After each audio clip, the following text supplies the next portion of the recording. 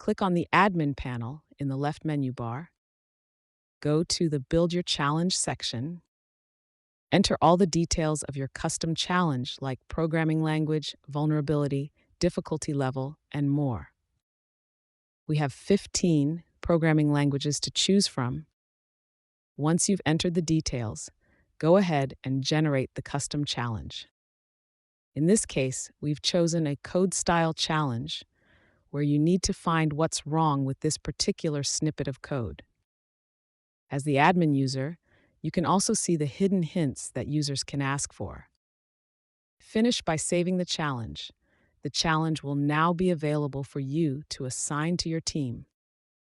In the Build Your Challenge page, click on this button to view all your custom created challenges. You'll see the full list of your saved custom challenges here. You can even view the insecure code for each challenge. To finish, let's quickly learn how to assign custom challenges to your teams. Create a new tournament by clicking this button. Enter some information about your tournament, including which teams or users you want to assign it to.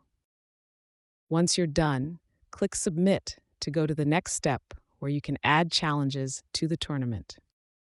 You can add challenges made by the AppSecEngineer team or your own custom challenges.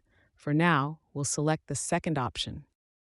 You can check the insecure code and hints for each challenge before you add them to the tournament.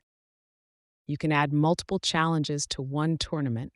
Feel free to select the right ones. Let's finish by clicking the Attach button. Once you've added all your challenges, click Submit.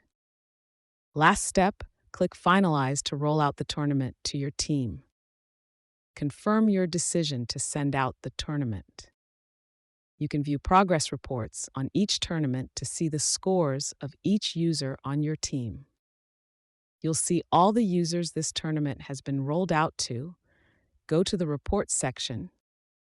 Here, you'll see a complete overview of the tournament, and you can even view the leaderboard and individual test results.